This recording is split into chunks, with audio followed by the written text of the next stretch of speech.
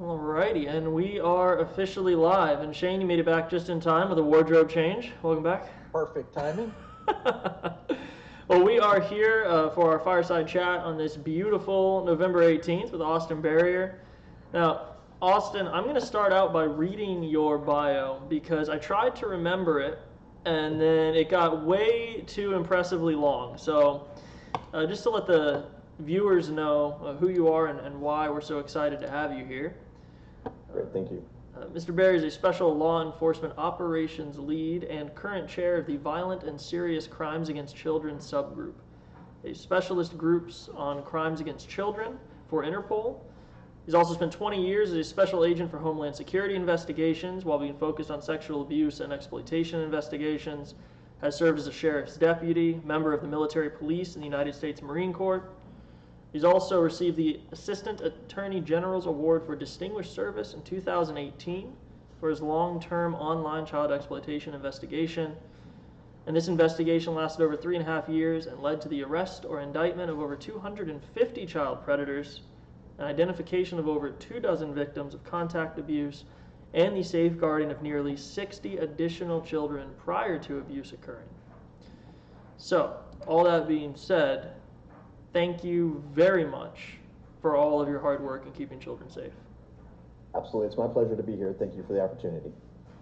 Absolutely. So, I'd like to just start out, I read your bio, but if you could just tell us a little bit about yourself personally, too, that'd be great. Yeah, absolutely. So I currently live in the Phoenix Metroplex, Phoenix, Arizona area, and we have one of our rare rainy days today. I think it's been probably, 4 or 5 months since the last time rain fell from the sky. I just recently retired from law enforcement just this summer and went to the private sector, like a lot of people do, after 32 years of combined policing between the Marine Corps, local policing, and my time with HSI. So it's been a big change, right? I've been in law enforcement for 3/5 of my life, right? 60% of my life, and half my career was with working in investigations around child exploitation. That was about 16 years. Wow. So I can't even begin to imagine. I've been in this space with the Innocent Lives Foundation for the last, 5 years at this point. And that takes a mental and emotional toll. So I can't even imagine a career of working in this space. How, if you don't mind sharing, how has that impacted mentally and emotionally? I guess it would depend on who you talk to, right? Talk to my family, they would, have different descriptions than if I were to say it, or colleagues. I realized a long time ago, early in my law enforcement career, but especially once I moved over into crimes against children. First thing you do is you developed a really bizarre sense of humor, right? That gallows humor. You have to survive. Yep. It is a survival mechanism. There's no question about that. Yes, I had a good friend of mine from the Marines who went into the homicide in the city of Baltimore, and we used to talk about, before he retired, again, about that weird gallows humor. You would have to find something to laugh about, right? Because if not, you're crying. You have to have that emotional release. So I think that was probably the first thing. And then the hard part was you become very jaded and salty in a sense that you think everybody's a bad guy and you think every person's out to hurt everyone. And my boys were in scouts, so every scout leader must be an offender. Every minister's an offender. Everybody, every sports coach is an offender. Everything. Yeah. So I had to learn how to walk back from that, and it's hard to presume good intent of people and still have that good outlook on life when you're exposed to this stuff. And it's hard. You have to find a healthy outlet, and that's what I did. I always tell people that early on in my child exploitation time, I found an unhealthy outlet, and I'm not ashamed to say that was like I say, adult beverages, right? Consuming the fermented grape or some good barley and hops, and that's not a healthy way to do it, right? That's hiding and withdrawing and not getting it out and keeping it inside was not healthy. So I had to find healthy outlets, which was for me is being involved with my son's scouting and making sure I was going out and talking to friends, and especially friends outside of law enforcement, normal people. Yeah. regular people. And, Yeah. and I always tell people Lego, right? The people who know me know that I'm a complete Lego science fiction nerd. So I just went back to my childhood, and there's nothing like building some Legos to have some fun, right? And brain bleach, right? Get that bad stuff out of your head. But I think that's very important for law enforcement, right? Whatever your job is, you have to have healthy outlets, because when the job's done, like I said, I've been retired a couple months. And I'm sure somebody new's in my desk, and they don't. Your family remembers the birthdays and holidays you miss, but the job isn't going to miss you. So that's the important thing. Yeah. Yeah. No, I love it. Yeah, we call it eye bleach in our channel in Slack. So and it's exactly the same thing. You have to be able to peel away from this somehow, because it's freaking horrific. And I don't know if you ever had this happen, but I'll start to tell a story to some of my friends that I think I've toned down. Yes. And they're like, their eyes are this big, and they're going, "Oh my God!" Yeah. And I'm thinking, I toned that down. Yeah. So yeah, you're right. Probably a decade ago now, we were up in Toronto for a meeting amongst different agencies and countries for a big operation. It was myself, a senior investigator or actually two senior investigators from the NCA, the UK's National Crime Agency, and we were sitting in a pub in a bar in Toronto, and we were talking just about. It was like with the Brits, work happens, and then you go out and you have beers, and work continues, right? So this was the continuation part. And at one point, we kind of looked around, and people were looking at us like completely aghast, because we were having this conversation, and voices got louder, and you had a beer or two, and next thing you know, you're having that conversation, and people were just staring at us like we had two heads. So yeah, what's wrong with you people? Right, we had to reload. We relocated. No, it is funny how that happens, because you develop this gallows humor. You also become desensitized, again, because you have to a degree, if you're going to survive. Yeah. And then it all of a sudden is, for lack of a better expression, normalized. Now, obviously, that's not the accurate word to use, because it's not normal, but there has to be a level of normalcy if that's your day-to-day. And then when you forget that you're in a weird bubble, and not everybody else, right, it can be challenging. You're right. I mean, that's exactly true. I mean, in our space, in our office, for example, or any law enforcement agency's office that works these investigations, if you're in a narcotic space, they have a type of conversation. If you're in homicide or robbery or property crimes, but crimes against children or sex crimes, it's tough. I mean, we don't like to talk about sex when it's good, happy sex with people, right? It's an awkward topic. It's a private topic. You don't go and talk to your mom about it, or your boss, or your preacher, or your scout leader. So when it's a bad thing, it's even more difficult. Yeah. I've known many people investigators who struggled to testify, because it's hard to talk about, and it's embarrassing in front of a bunch of 12 strangers sitting in a jury box. Yeah, exactly. Well, look, let's face it. I mean, we're talking about child rape. This is not a normal conversation topic for the vast majority of people on the entire earth, right? Yeah, so and thank God for that, right? But but still. But we have to be cautious, because this does become our day-to-day. Yes, and that's where I think it's really important for law enforcement to have those built-in checks or whatever, right? One of the great things that HSI did, I guess, was probably back in it was right before COVID, so probably 2020, late 2019, was they started a program called ARMOR. And it's an acronym, I can't remember what it stands for, but it's a mental health program that, it has things in it like minimum of quarterly check-ins and meetings as a team. And those check-ins and meetings, they're not formal, where your boss comes and wags a finger, because you're not going to disclose anything. It's where you as a team go do something, and it's decompression time. They make mental health professionals available. And the mental health professionals then don't tell your boss what's going on with you. They only disclose if you're making statements about harming yourself or harming somebody else. Exactly.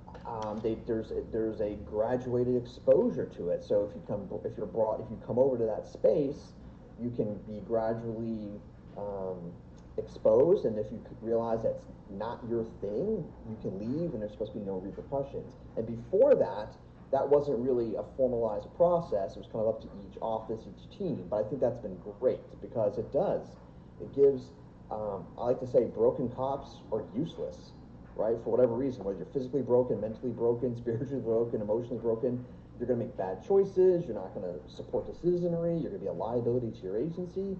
You're going to hurt somebody or yourself. Yeah. We maintain police cars. They get oil changes. Yeah. Yeah. So why not the cops and why not the investigators and officers doing the work, right? They can, get an emotional oil change.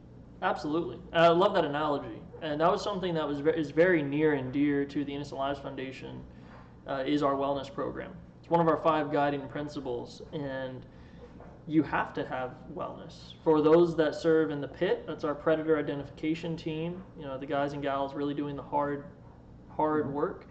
It's monthly. They have to check in monthly.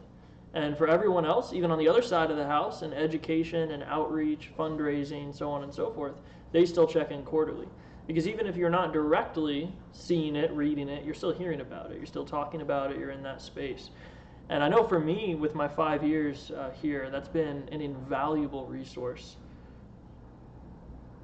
And you touched on education and outreach, and and I think that's a great segue. Is when we talk about this program or this problem, I'm always asked by parents, or when I've done outreaches with again parent groups or church groups or whatever, is what's the platform I need to worry about, or what video game? And I always tell people like that.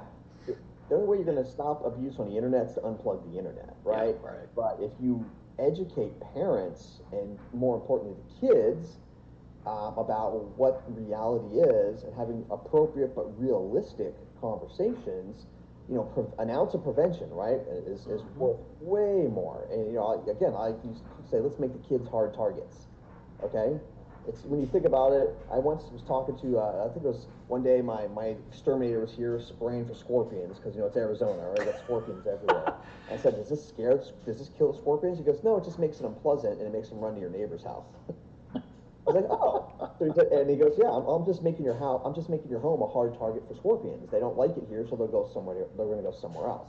Yeah. And then a couple days later, I had this light bulb moment. I was like, that's what education is with kids, right? We can't catch every predator as much as we would love to, but if we can make our children tough, we still teach kids not to get in the van with the guy with candy and puppy dogs. Right. Yeah. But realistically, that is not a common thing that happens. No, that's 7%. Right. Statistically, yeah. But we let our children take their phones into the bathroom, into the bedroom, any number of places without hesitation, and that is letting the boogeyman in, and we have to explain that to the kids. We have to explain that to parents. Well, and I think too, there was kind of this especially vulnerable generation. That was my generation that is now getting older as adults, where we grew up relatively native to technology, and yet our parents did not. That problem is going to get better and better as time goes on. Now that we have technological natives having kids, they do better understand how to use these devices. But there was that especially vulnerable generation that I came from, where there was no concept. The internet, social media, and everything else was just the Wild West. Yes. I think you're absolutely correct in the sense that when I look at, say, high school kids today versus the high school kids from, say, 10, 15 years ago, way smarter today. And you're 100% right. My first computer was a Commodore 64, right? There was no, I remember the first time I saw the internet, I was on active duty in the Marine Corps, and that's when it took 10 minutes. That one picture, line by line, you're waiting to see what it is, right? So yeah, you're right. Our generation, my generation, whatever. Am I a Gen Xer, born in the '70s? I think, right? We set the next generation up for failure, unfortunately, because we didn't know what we were doing. Here. Well, and it's not even, device. and the responsibility, obviously doesn't lie with you or anyone from your generation. It's just the fact that criminals will always be at the cutting edge of technology. Absolutely. And everybody else is playing catch up in many ways. And there's an interesting quote that Nick forwarded me from you that I really loved and I wanted to talk about. You said, I'm mad that the most powerful nation that has ever existed fails to protect its children. Yeah. Do you still feel like that statement stands? Yeah. So the story behind that was, gosh, again, COVID. I want to say it was back before COVID. It's been a minute, right? We were getting old, everything blurs, But we had moved into we were in a new office. It's about probably three or 4 years ago now, and I was approached by people at HSI's Cybercrime Center C3 to help write a letter supporting that was going to be submitted to Congress to help support a request for more funding for mental health for investigators as part of one of the bills. And I started writing this letter, and I did all this research with statistics and all this other stuff, and it was really well researched, like a white paper, and it was all cool, and I looked at it, and I probably spent a week on this thing, and I looked at it, and I was like, it was almost like a movie moment. I was like, this is soulless. This doesn't mean anything. And I was getting angry. The more I was writing this stuff and putting it together, I was getting angry.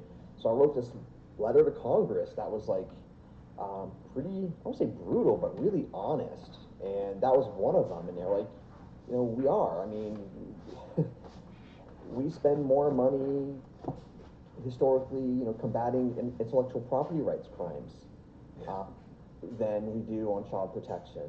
And not that folks who run big businesses aren't important. I mean, they have, right, that is a crime, but sure, it's always been a struggle to fund the ICACs either at the local level and even at the federal level. It's hard, right? You go to offices, for either law enforcement or the prosecutor's offices, the U.S. Attorney's office, and it seems like child crimes or crimes against children is kind of like that afterthought, right? It's there's nobody out there advocating for it, right? You've got the war on drugs, everybody knows about that, and a lot of your other crimes, there's organizations that advocate for the victims, like NFL and other big intellectual property rights people advocates, right? Auto theft, there's advocacy groups for that, but there really isn't somebody out there waving a flag for kids. Because there's no money. There's no money behind it to move it forward, and that's the challenge. Right. I mean, we worked together in Washington.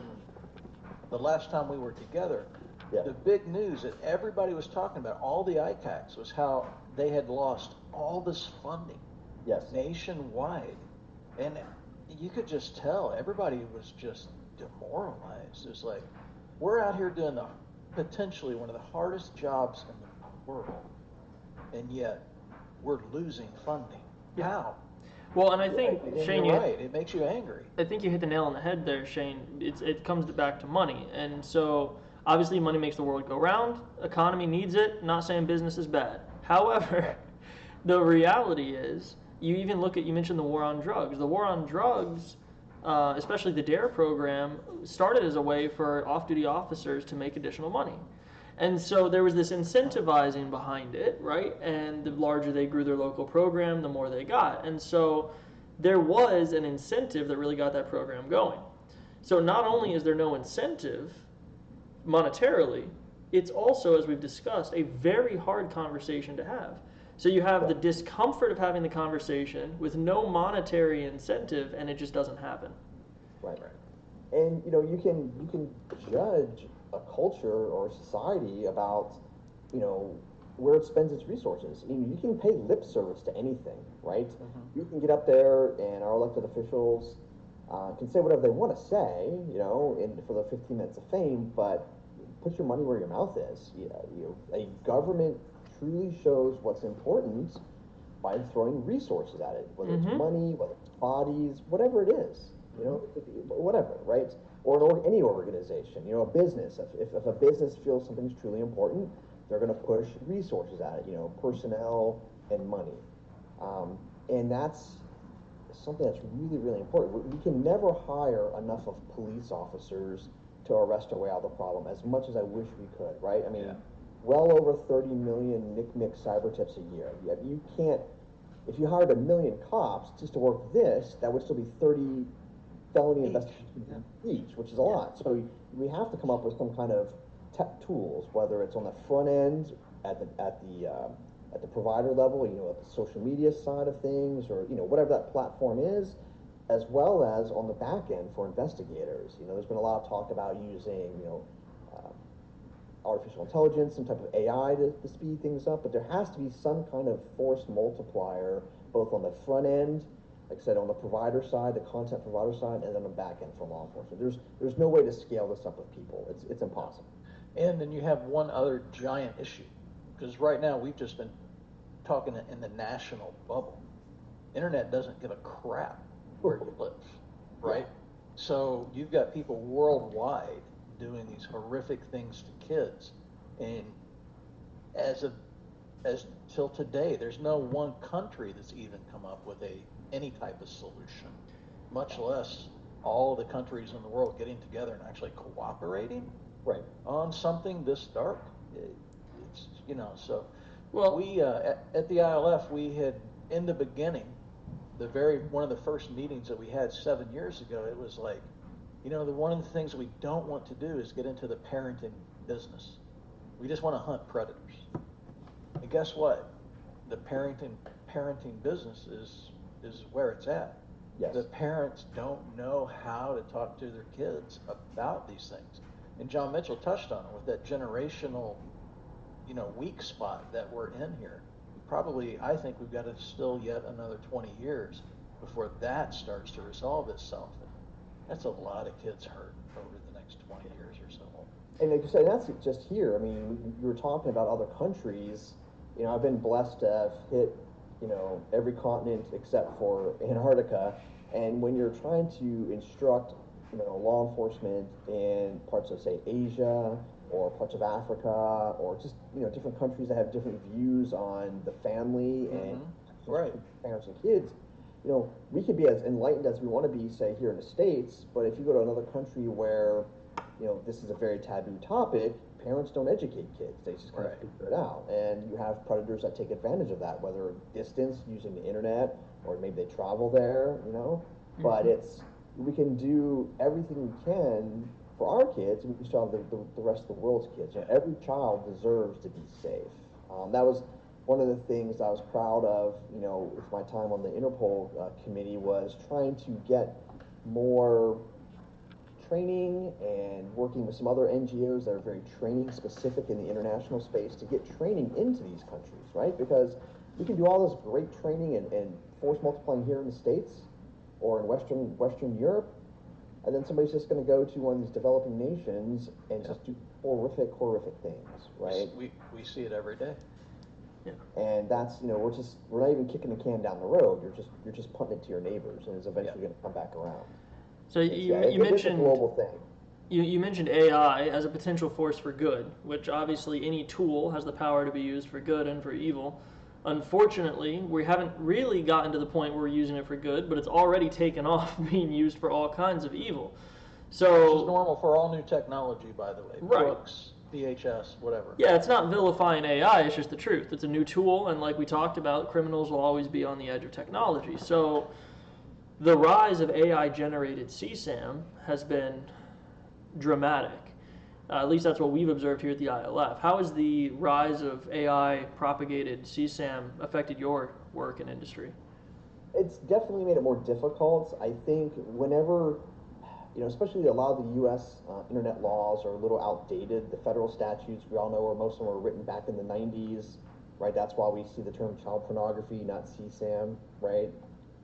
Even some of your states, the way the laws were written written very narrow. So first of all, it's just the AI-generated content where it's not a real child makes it difficult in some places to get prosecution, because the way the statutes were written or the way case law evolved, it has to be a real kid. Because in the early days of the internet, you had cartoon images, right? Like the fake generated stuff looked like something like The Simpsons or Tom and Jerry, right? So it was so overtly nonsensical. Yeah, almost falling under the category of satire than something serious. Correct. Yeah. Right. So there's case law and then some other statutes that came along. So yeah, that's however distasteful, that's protected speech. But the stuff that's coming out nowadays is so realistic, and that's even if it's just 100% generated by AI. If we're doing like deep fakes, if I were to take my son's face, right, and use him as a model and create horrific content, and then spread it out, the argument would be, how do we know that's not him, right? We've seen this happen with adult pornography with like Taylor Swift and other people, and I know that some of the prosecutions that we're seeing out there, without going into a whole lot of strategy and stuff, they're trying to, if you just take it's like anything else. If you take the hardest case first, you might lose. So they're trying to find these cases that are, I won't say easier to prosecute, but low-hanging fruit. Low-hanging fruit, yeah. Just as Joe Mitchell said, yeah. Look, while this might be AI generated, it looks like this child. Or, oh, by the way, we have evidence to show that they modeled it after this kid, right? But there are definitely some of the states out there that are pushing 100% AI generated stuff as being, illegal. Just like these are some of the states that also, I think Tennessee is one of the states that just outlawed AI generated content, and they were also one of the first states in the union to outlaw the child sex dolls. So, of all places, right? Good old Tennessee is very forward. Good for them. Yeah. Right. Yeah. Showing that, just because what's the intent, right? We were talking about things that we collect and things that we're interested in. If I didn't like Lego, I wouldn't collect Lego. If you're collecting child sex imagery, whether it's real or generated, and a child-like sex doll, like, why would you do that if you weren't interested, if you didn't have a sexual interest in children? Yeah. So you need the intent and you need opportunity. Right. Right. Well, and so that's what's so interesting. That's what's so interesting about talking about laws and how they're written, right? The intent to view CSAM, you can be prosecuted for. So why not the intent to create artificial CSAM, right? But it's not there yet. Right, and I would argue it's harder to create it than to just go out and find it, right? I mean, if you're brand new looking for CSAM, yeah, you type it into Google, you're not going to find it. But you can find it. You can find. So it's going to sound weird. Quality CSAM. You can find quality CSAM easier than you could teach one of the AI tools out there to make it, because some of them have blocks. They have all kinds of blocks in place. Look weird. Yeah. Yeah. So I would argue that the actual writing the scripts that's pretty good intent for me, right? Yeah. So. Absolutely, and I couldn't agree more. But things take time to catch up. I mean, I live in the state of Alabama right now, and they keep flip-flopping back and forth on marijuana laws. They've been going at that for 7 years, right? Let alone anything any more complicated than that. Yeah, that's shocking. Well, just as a point of reference, our last statistic at the ILF, 51% of our cases were still found on open web. Yeah. Right? Everybody still thinks that, it's dark web, it's all this other stuff, and you got to go hunting for it. No, you can find it in your Google, Bing, whatever search engine you want. Yeah. It's available.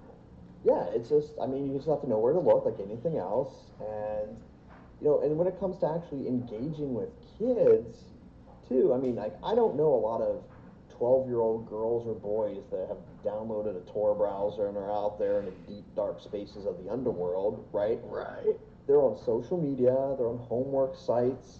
In those 16 years, I told people I've worked CSAM investigations on World of Warcraft, on Club Penguin, on various homework sites.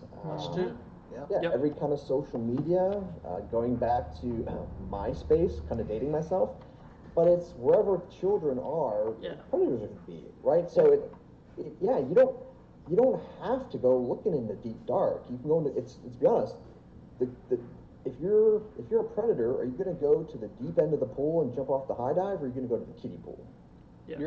We used the terminology low-hanging fruit earlier, right? Yeah. You're looking for low-hanging fruit in that space, and that's an uneducated child out on the open web. Yeah, so the question we talked about earlier, or rather not the question, but we mentioned earlier the discussion around whenever we have this topic, parents want to know, what do I block, right? What websites, what things? And that's really, again, the wrong question to be asking. It's how do I make sure that whatever platform my children are on, they're navigating it safely. And I think that is something, because social media, don't get me wrong, has been vilified many times, much. And for good reason. And for good reason, right? But it's a tool. And it's a tool. And so it's not a conversation we necessarily need to rehash. However, You mentioned something before we went live that I thought was really interesting, and that was that there are now individuals that are joining these social media companies in positions of authority with a desire to do good. I know we spoke about this already before we went live, but maybe you could rehash. I thought that was really interesting. Yeah, I mean, I again, without throwing, any names of companies out there or names of employees, but I have definitely seen, like people that I'm friends with or know professionally, who again, getting to that time where it's, whether it's, a lot of it's mandatory retirement, retiring from law enforcement, or going into these companies, and trying to affect change from good, or from the inside, I should say. Because when somebody, I like to think that when somebody comes up with some really cool technological solution, whatever it is, like when Mark Zuckerberg was coming up with Facebook, I didn't think he sat there and goes, "Man, this is gonna be a really cool tool for people to commit crimes," right? Right. I'm hoping not, but he's probably saying this is a really cool place for ways for people to connect and communicate and share, and it takes on a life of its own, right? And people like that, these entrepreneurs, there's these visionaries, these dreamers, they don't think about how their tool is going to be used for bad. I'm sure Henry Ford, when he started making mass-produced cars, wasn't thinking about John Dillinger using it to rob banks, right? So you have to have somebody inside whispering in the emperor's ear, so to speak, saying, your tool can be used for bad, right? Yeah. And, we should get ahead of that as opposed to being on the back end, and being reactive, because that's when you see lawsuits and bad press for companies. Yep. But again, at the same time, understanding how companies work and having transitioned into the private sector, these trust and safety teams, they don't generate revenue, right? They don't make money for a company on the in many ways they spend money. They drain money from the company, literally. Yeah. And I get it, for a business, that's a tough thing. Yeah. But when we see the lawsuits, or when we see big tech drag before, Congress, it doesn't take a lot of money. I once made a statement, again, not to name any social media platforms, but if you can post something on a social media platform that violates the terms of service for, let's say, aggressive speech or distasteful speech, right? Because it's a private platform, the Constitution doesn't apply, right? They can do what they want. So you can call somebody a name and they'll kick you off. Well, if they can do that for me calling somebody a name, you can certainly expand that program for other types of content. It's just a matter of will, right? Yes. It's 100% a matter of will. Yeah. One of the banes of our existence at one time was a piece of software called Omegle, right? which was literally, you hop on, for anybody that doesn't know this, you hop on and it's like a roulette wheel of strangers, and you hit go and someone pops up on a video chat. And, that was one of those things where the creator of it has gone, online saying, this was never meant to be used this way. It was supposed to be a way for people to connect. But, man, you hit that button, next thing you know, you got somebody sitting there butt naked doing all kinds of things. Yeah. And you got kids playing on this. And I hadn't looked them up in a long time, so I just looked it up, and it's like, because they're gone. Yeah. But the second sponsored result is Omegle's back, and it's under a new name, and someone has revived it. And these things just don't go away. We got a message in the chat just saying hello, but hello to Mocha Jen. Want to let you know we saw you. Say hello. Hey there. It's interesting though when you think about, again, tools and how they're used versus how they're intended to be used and how they're designed. I was having this conversation with somebody a few weeks back and used the analogy of a hammer, right? So hammers have a variety of useful tools. Everyone owns one, or they should, right? Yet, murders and other crimes are committed with hammers. So at what level of responsibility does the hammer manufacturer have when it comes to the correct use of their tool, right? And I don't think there's a great answer for that, just flat out. I think it depends on a lot of things, but I think a lot of it does have to come from how are they presenting the tool to be used. Are they saying hammers, great for bludgeoning, right? Or is it, advertised towards framers? So all the evil in the world is down to marketing. Is that what you're saying? I think there's a not the evil, but I think there is a lot of responsibility. I think so. Right? There is a level of responsibility that comes with how you're messaging your platform. I had a prosecutor from Department of Justice. They have within DOJ. There's a group called CEOS, CEOS, Child Exploitation and Obscenity Section, and these are DOJ's prosecutorial rock stars. They're the ones for this crime type, right? They're the specialists and brilliant litigators, brilliant attorneys. And he used the term, and I'll just give him a shout out real quick. His name's Austin as well. I won't say his last name, but his name's also Austin. And he called it digital curtilage. In law, there's this concept of curtilage, right? Curtilage is your property, right? I step on your property, I'm on your curtilage. So if I buy a PC or a computer or a Mac, I take that device home, Apple is no longer in control of it. Yeah. Dell is no longer in control of it. It's 100% in my space or in my control. But when I log on to run Zoom, for example, when I log on to Zoom, am I in my house? Yes, but I'm also in Zoom's digital curtilage. My ones and zeros and your ones and zeros are flying through their digital curtilage, their servers, their APIs, whatever, their back end. So, at that point, do they become responsible? Perhaps. He likened it to a business, right? If I buy the hammer and take it home and commit homicide, well, that's on me.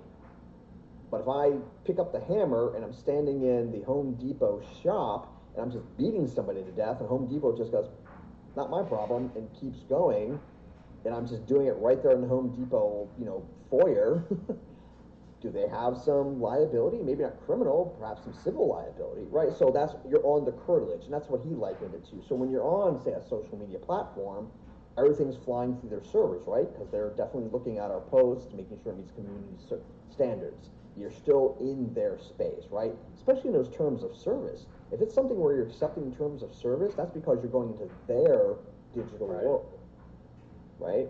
If I bring this computer home and I write my own web browser and I'm a Linux genius and I never get on anybody else's web browser, well then that's just 100% Austin's problem. So I think that's a line I like, right? Because again, if I'm on somebody else's curtilage and I commit crime and they fail to stop it and fail to report it, there could be civil or criminal liability there. So let me ask, and this is just an opinion question, but do you think there should be civil and criminal liability for social media and other platforms?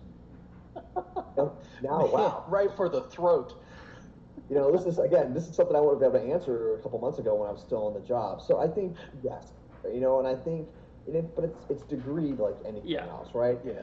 Again, there's this concept in law called reasonableness, and that's in criminal and civil law. What's reasonable? There's no hard, fast line because there's no two situations are the same, right? It's what a person or a group of your peers in that same position would consider reasonable. So what are reasonable things you could do? So for example, let's say Zoom or a social media company or any other platform, could they put in some type of reasonable tools, maybe looking for keywords that pop up in texts? Absolutely. There's certain companies out there that I've read about that are working on nudity detectors. I don't know how correct. Exactly. If those ever become more reliable or to a certain point where they meet certain community and industrial standards, maybe those could be put in place, right? We see that now with the adult pornography websites where states are saying you have to prove that you're 18, right? You have to put in either credit card information or upload some kind of data to show that you're 18 and you're not a minor. So I think it certainly could, right? I mean, if I was 14 and I went in and bought cigarettes or beer or an adult magazine and I wasn't 18 or 21, that business could be held liable. So I think it can be done, and I think it should be done, right? And again, I think it's a matter of will and it's a matter of money. I don't know how. I don't know if anybody's writing big checks to PACs. Nobody's writing checks for anything right now. Well, no. I mean, not for the good. No, not for us. Not for good reasons. Right? So I don't know how. Yeah, I'm sure there's some lobby going on. Yeah. Right. Without making a political statement, probably, just at the end of the day, right? It's human nature, human history. History repeats itself, right? It's a very multifaceted problem. But the comforting thing, because we could sit and talk about all the bad stuff all day long. The comforting thing is that there are groups out there that are taking steps. ILF, of course, we're one of them, but we're not the only one. Amazing groups like NCMEC and all these different ICAC units, and just a variety of people approaching this problem from different angles, whether it's education, whether it's prosecution, whether it's just support, whether that's mental or emotional, all valuable resources. Well, I want to bring this back around to a comment that we made earlier, though, because I had mentioned that we did not want to get into the parenting business, and yet our education, so we hunt predators, we train law enforcement from the fact of once you got the guy sitting in the chair, how do you win at stopping him from moving forward and lawyering up? Like, you've got him there. How do you get from confession straight to jail with as little issues in between? But more importantly than all of that, you educate families, you got to educate parents. Because the one thing that all these kids have in common is they have some sort of person who's an adult who should be looking out for them, right? That's kind of that's the point where all these things come together before they start spreading out again. And so that education point right there is critical. But just, majority of the parents don't even want to acknowledge the issue, much less sit down and learn how to have a conversation with their kids about it. And so I find that to be, as far as the frustration goes, that's the point where we could be really connecting, no matter the technology, no matter the culture, no matter what's going on. If we can get the adults in the child's life to just sit down and start this conversation, it could have a dramatic effect. Well, and children model behavior, right? And if mom and dad come home and they're sitting at the kitchen table and they're always on their phone or whatever, kids are too. I mean, kids, despite what they say, especially when they're teenagers, they crave mom and dad's or whoever adults in their life, they crave that attention, they crave that, right? And if they don't get it at home, they will go somewhere. Right. And when I was a kid, and when you were a kid, you ran with the wrong kids on the wrong side of the tracks, right? Outside. Right? Yeah, exactly. Smoked cigarettes and drank beer behind the 7-Eleven. But now you can do it from your bedroom or from the kitchen table, or sitting on the sofa just at the other end of the sofa from your parents. And you can be anywhere in the world in moments. It's so much easier for kids to get in trouble nowadays. Yeah. I remember one victim where in the video it was a young girl who was, self-harming, let's say, she was abusing herself sexually, and she was sitting on the sofa and she was fully clothed, but you could see in the background her mom was in the kitchen cooking dinner behind her. Yeah. So, and that's how quick it happens. And I hate this, I don't want to sound preachy, but just a few minutes of time with those kids, and I, like with my boys, when we're in the car going someplace. Well, one, he's older now; he's in the Navy. But the one who's still at home, like when you're in the car going to scouts or church or sports, whatever it is, that's they're captive. Yeah. A good time to have those conversations, right? And there's some really good resources out there too.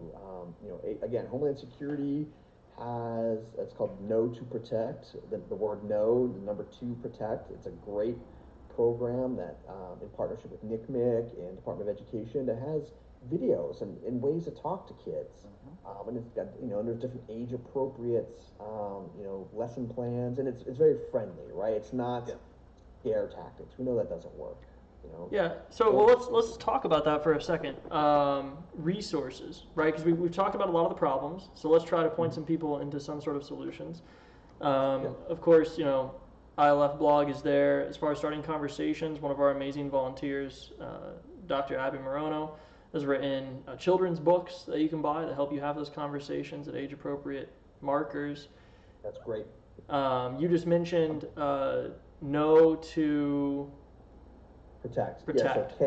Yeah, so KNOW, the word no, then the number 2, and then protect, all one word. If you just Google that, that's going to take you to, it's put together by Homeland Security, big DHS, but it's not over the top, government down your throat. They're just the ones who pay for it, frankly, and it's a great program. There's a bunch of different age-appropriate stuff. Of course, NECMEC, the National Center for Missing and Exploited Children, has fantastic resources on there. A good friend of mine who works for Europol, actually, and while we're talking, I will pull it up. Even Europol, the European Union's policing organization, put something together, and it's sort of like a one-stop shop. And I'm gonna try to find it here real quick. And they just launched it. They spent the last, I want to say, like 5 or 6 years getting funding for it. And let's see here, Help for You, a new digital platform to support young people facing online sexual exploitation. So they could just Google help for you, and that's it's put together by the EU, by the European Union, and it's a platform where it's not just its own content. It has links to other content for different countries. So if you have listeners that are in EU countries, right, it'll help direct them to their own countries' hotlines, for example, right? There's a lot of it out there. You just have to do a little bit of research, make sure, vet everything. For every person everybody wants to help, I think. It's just, some content's better than others, right? We don't want to scare the kids. There's definite level of quality that needs to be met. And I've seen a lot of stuff out there that doesn't come close. But there's a lot that really exceeds it also. So just be discerning, know your kids. Well, and what I do like too is I'm starting to see more things just simply directed at the kids. Yeah. Yes. Because, when the kids nowadays are much more technology savvy than their parents, but they don't have life skills. There's fundamental things that cause them to be easy prey. But it is nice to see that some of the technology, the good technology, is starting to point directly to the kids. I think that's important. Yeah, I want to say for example, the Homeland Security's Know to Protect program. Like, one of the things you can do is they have printouts, or you can order, little posters. Like, you sometimes see like the human trafficking posters in the airport stuff. Yeah. For the Blue campaign, very similar, right, but geared towards kids. And they have something cute. You can put them up in the school bathrooms or at your church bathroom or whatever. It has a QR code that you can scan real quick, and it'll take you to the appropriate location. You're starting to see that, which I think is fantastic. And it's very important, because kids they're gonna find out the answers, whether they get them from mom or dad or not, right? They're gonna go looking. And unfortunately, we did as kids too. A lot of times we get the wrong answers. But the landscape is a lot different, even from when I was growing up. The landscape is a lot different, right? So there's that balance there. And I think that's something that I struggle with a little bit. Being a younger person in this space, where is that balance between, you do have to let kids have some freedom, some independence, and make their own mistakes. They're going to do stupid things, because guess what? They're kids, right? But how do you protect them from making too stupid of a decision, right? There's that. I think, when I look back at all the many victims, and I don't know if I can say this without it coming across harsh, but so often those children that were victims, one, did not have the best relationships with their families. They had low self-esteem for whatever reason. They weren't comfortable in their own skin, which is normal for teenagers to be uncomfortable, right, in their own skin, especially at that age. Yeah, right? But it's not normal to be exploited for it. Correct. Yeah. But so they're exploited. But the children that seem to be well-adjusted, and that doesn't mean you're the popular kid or you're the jock, but that child that was comfortable in their own skin, whether they were the cool kid or the nerd or somewhere in between, and had a decent relationship where they felt that their parents wouldn't flip their lid and go crazy at every moment. So critical. Yes, those kids seem to be less likely, right? Because they knew that they weren't going elsewhere looking for validation. They felt 100% on their own, right? And if they did mess up, they could go to mom or dad. And I think that's an important thing to share with the parents. Like I had to learn it as a parent. I know that I was stricter and tougher on my older son than I am on my younger son because there's no instructions for parenting. But understand if they come to you, you have to be understanding and realize it's not your kid's fault. They're a child. They're manipulated, right? They're kids. They have this innocent trust and naivete, and that's great. And the predators know that, and they take advantage of it, right? We come in naive, and I think we sometimes go out naive too. Yeah. Think of all we see this almost the same kind of thing happen to the older folks. Older ones, yeah. Routers abused, right? So, but yeah, I think that's very important with children is understanding that they're going to make mistakes, and don't lose your lid. And another bit of advice for those parents is don't also sweep it under the rug. If this does happen to your child, contact law enforcement because your kid could be the one who is brave enough to come forward because your kid is probably not that predator's only victim, and your child could be a hero to 20 or 30 other kids who they'll never meet and never know because they're the one who came forward, and your child could be the one that says, I've got that information, and that predator's found, and they are stopped, and that abuse is prevented and stopped for other children. Because so many parents just want it to go away. Yeah. And by letting that child, I think, tell their story, it empowers them. It's going to help them. I'm not a psychiatrist, but I would imagine it would help them feel vindicated and strong and powerful again. Yeah, there was it's interesting you bring that up because I completely agree. There was a story that the ILF helped tell some years ago. It's on our YouTube. The story of, I believe her name was Chloe, and it's about a 13-minute mini documentary, and it's a tough watch. So I'm going to put that warning out there. There's a trigger warning on the video, but it's a worthwhile watch as well. And it's exactly what you're talking about. It was this young woman who had been abused, but she wanted to tell her story. She wanted to get it out there so she could help this from happening, help stop this from happening to other kids. And it allowed her a platform to be a hero for others. And I think that is a element of this conversation that doesn't get enough attention, that children can be a very powerful force for good. Absolutely. And one of the things we do in our trainings is we have videos that are true stories that are done by child actors, right? So it's not the child, it's not the victim or the survivor. It's an actor, but it is a true story.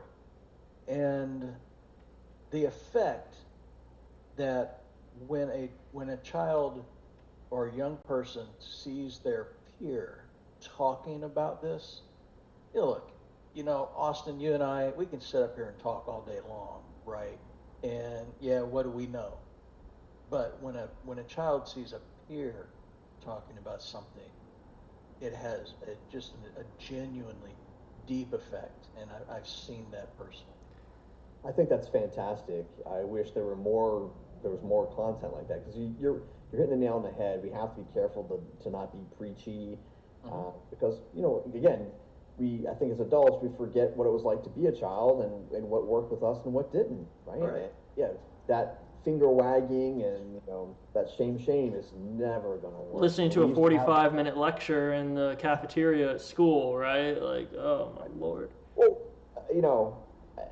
Shane and I were old enough to remember after-school specials, right? Black and white after-school specials. But they would have those after-school specials, and kids watched them because they were geared towards kids, and the stories were kind of pertinent, about bullying or drug use or whatever, but they were always about from a kid's point of view, right?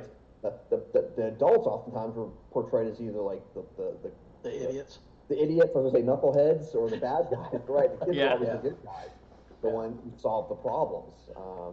And yeah, I still remember some of those, right? Those were very impactful. It's a shame that we moved away from those, right? But it'd be great to see some kind of, I don't know, national platform or program. I don't know how we'd roll them out.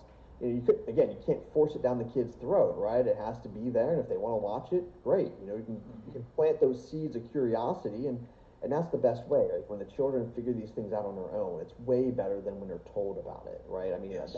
a lesson learned is better than, I think, a lesson taught.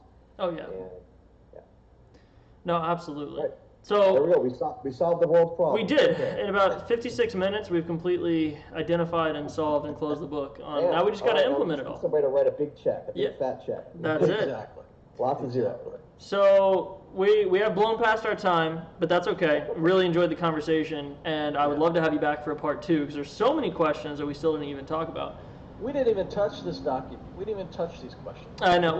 We hit like 5 of them, and then we just spiraled. But that's good. That's what it's all about. But let me just ask you this before we close out the stream. So, Austin, if you could have a closing statement or something that you just want to say to the audience, what would it be? I think the biggest thing is that this can no longer be a secret. It can't be shameful. It can't be something that we're afraid to talk about. It has to be something that we have appropriate conversations where it has to come to light. It has to come to light in our schools, in our churches, in our youth organizations, in society, in government. Call your representatives, call your elected officials, and talk about this, okay? It is shameful that in the 21st century in America, we have this public health crisis of children being abused like this. And we're just putting Band-Aids on it, right? That's not going to fix anything. So be brave, talk about it, and don't be quiet. I love it. Well, Austin, thank you so much for lending us some of your time and experience. It's been a wonderful conversation. And my pleasure, gentlemen. Anytime. It's an important thing, and it's something I'll probably work with until, in some way or fashion, to my grave. Well, thank you so much, and thank you to all of our viewers and supporters, and we'll see you next time. Thank you. Bye.